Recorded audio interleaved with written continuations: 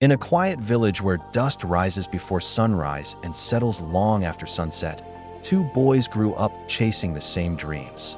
Tomiwa and Kazeem were born just weeks apart. They ran through the same farmlands, drank from the same stream, and swore beneath an old mango tree that one day they would leave the village and return as men of influence. But hunger shapes boys differently. At night, Tomiwa often lay awake listening to his father pray in a low voice. The prayer was never dramatic. It was simple. God, bless the work of my hands.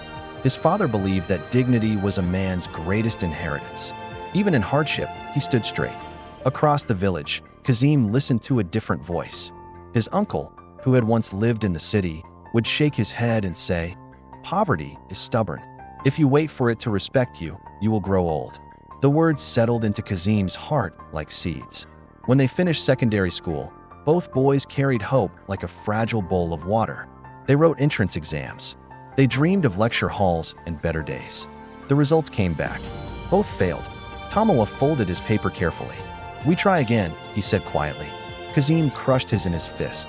"Try again with what money?" His voice was not loud, but it carried something heavier than anger. It carried impatience. They began working on farms to survive.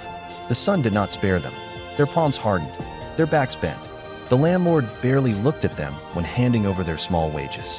One afternoon, as they wiped sweat from their faces, a sleek car drove into the village. Music filled the air. Young people gathered. A former villager had returned from the city, dressed in confidence and expensive shoes. Kazeem could not take his eyes off the car. That night, while Tomiwa slept from exhaustion, Kazeem stared at his ceiling. He replayed the image again and again. The laughter around the car. The respect in people's voices. He did not want patience. He wanted proof. Soon after, Tomiwa began apprenticing under an elderly carpenter. The tools were old. The pay was small. But the old man would teach his patience. If you rush it, it breaks. Tomiwa listened. Kazeem, however, found himself standing behind a small bar in town one evening, facing the same flashy man with the car. "You are too sharp to suffer in that village," the man told him. "There are faster ways." Faster ways.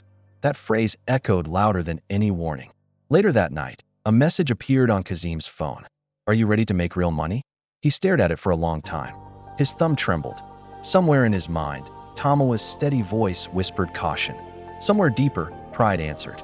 He typed one word, "Yes," and with that single word, two roads quietly began to separate.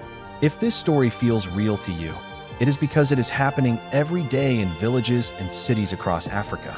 In part 2, the choices become actions. Pride begins to speak louder than wisdom, and the road that looked faster begins to show its true cost. Like this video so more people can see it. Comment part 2 if you want the next chapter immediately. Share this with someone who believes success must be rushed. Follow and subscribe so you do not miss what happens next. The road has split, but the journey has only just begun.